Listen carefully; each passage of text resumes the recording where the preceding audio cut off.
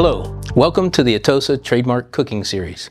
Today I'm going to show you how to utilize the Delta T cooking process and how to program the combi to produce best results, helping to make your operation run more smoothly, efficiently, while saving you both money and time. The Delta T cooking process is optimal for protein items that would roast low and slow for long periods of time, such as prime rib, tenderloin, beef brisket, pork ribs, pork shoulder. In this video, I'll be preparing a beef tenderloin roast. The Delta T process will tenderize and give greater yield. Let's walk through the control panel and show how we program the combi for the best results. First, we'll need to be sure the unit's on. Press the switch to the on position. The screen will then turn on, and now we are in the operations mode. The screen is user-friendly and gives easy access to the combi Smart Touch icons. Select the manual cooking icon at the top left of the unit. Now we're going to select the Delta T cooking icon on the bottom left of the display. Now we're in the settings page for Delta T. First, we need to set the Delta T temperature. This setting is a difference in temperature between the oven temperature and the core temperature of the food being cooked. In Delta T cooking, we'll always start with a cold oven. The oven temperature increases according to the food temperature. The temperature difference range can be from 86 degrees to 284 degrees. I've found that a Delta T setting from 110 to 125 is optimal range for cooking proteins. First, we'll set the Delta T temperature by pressing the temperature display inputting 125 degrees. Select the temperature, input 125. Now we'll need to select our core probe temperature icon to set the desired core temperature of the food product being cooked to 131 degrees. We'll select the core probe, or temperature. We'll put in 131 degrees. We'll hit our check mark to go back to our manual settings. Now we're going to select our fan speed. Our fan speed is going to be set to 60%. Our check mark to go back to the manual settings. And now we're ready to set our humidity. Our humidity is going to be set at a 50% humidity. Select our humidity, increase to 50%, our check mark back out into our manual settings. Now that the settings are completed for our Delta T cooking, we're ready to set a second stage for holding the roast overnight. Here, we'll select our time cook icon with the plus sign next to it that indicates adding another stage. Now we're in our stage 2.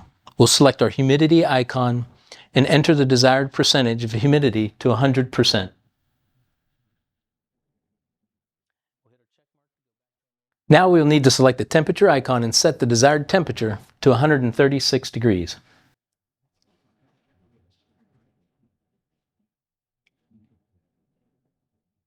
Hit our check mark to go back to our manual settings. Lastly, we'll set the time to 24 hours. We'll select our time, and in the top right corner you'll see 24-hour clock. You'll hit the check mark to return to the manual settings. Now our settings are set for a hold. Now we'll be ready to begin the cooking process. Place the food product on a cooking tray and season. Insert the core temperature probe into the product. Place the product on the shelf in the oven, and then close the door. Now we'll press start to begin the cooking process. We preview our cooking process, press start again, and the unit will begin the cooking process.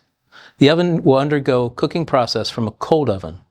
One of the benefits of overnight roasting is that the end user can cook at a time of day when the unit is not being used. Now the combi is saving money by cooking the food product when there are no staff members present. Another savings is less shrinkage of the food product because we are cooking at a low and slow process with humidity present. Our shrinkage will be minimal and give us a higher yield.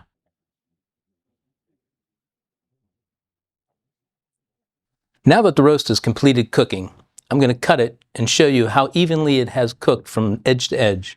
The results are spectacular. Perfect medium rare through the entire roast. Just another way to save money and food costs with no waste.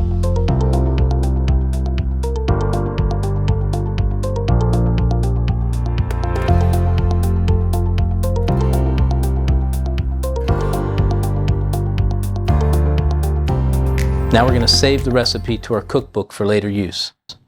We'll click the down arrow on the file folder. We'll name the product. I'm going to name it tenderloin.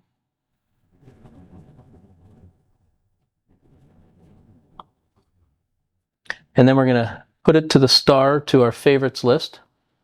And then we're going to scroll through the pictures and find a picture of either a tenderloin or maybe a piece of meat.